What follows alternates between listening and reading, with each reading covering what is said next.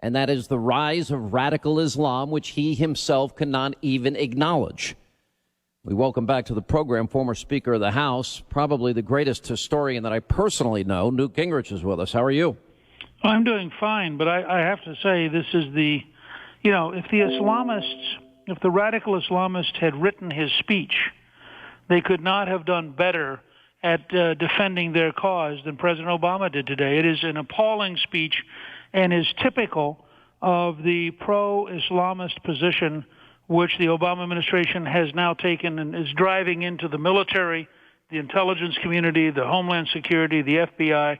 Every American should be advised that these comments today are just the tip of an iceberg of pro-radical Islamist bias which runs through this entire administration. Why would the president want to go back to the Crusades? Why would he want to go back to the high and late Middle Ages, say 1095? Why would he go back, on the other hand, the Inquisition in the 12th century in France, when we're now in the 21st century and dealing with radical Islamists that he steadfast to even acknowledge?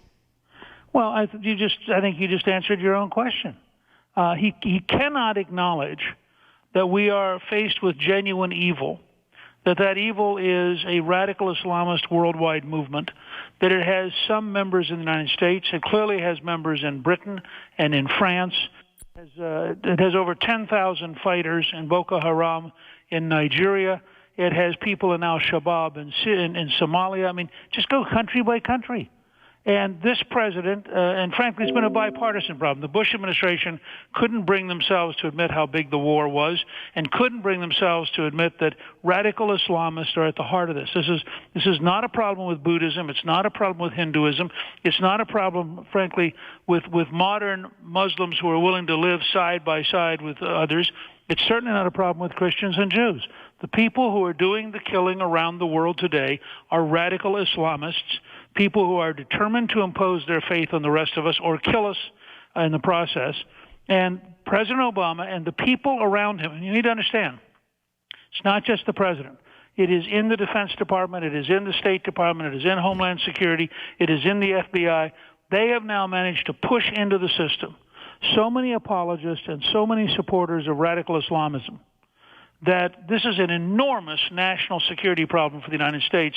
And the president today is just the tip of the iceberg of permanent apologies.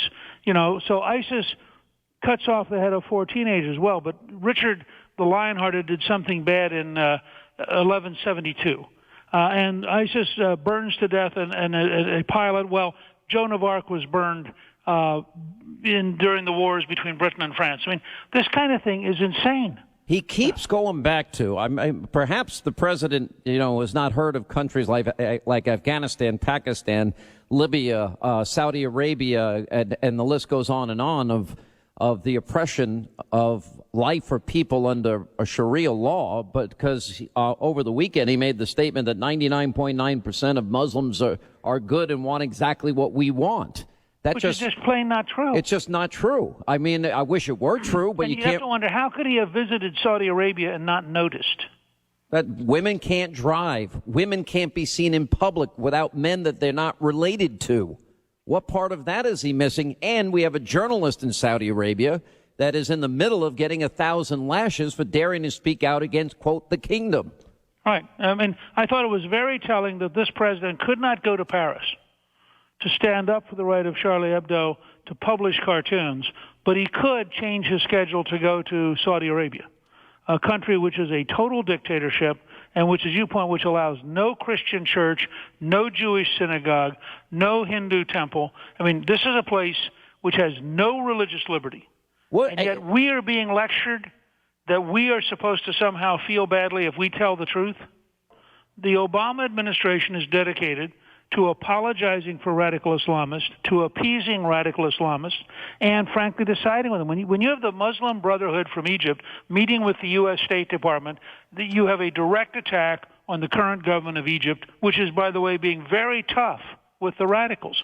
So you have a president who favors the radicals over the current government of Egypt, a president who has presided over the decay of Iraq, the decay of Syria, the collapse of Libya, the decay of Somalia, the decay of Yemen. President last fall claimed that Yemen was one of the great test cases. Yeah. Well, the rebels just took over the country. I mean, at what point do we Americans begin to realize we have an administration which is a genuine threat to our own national security?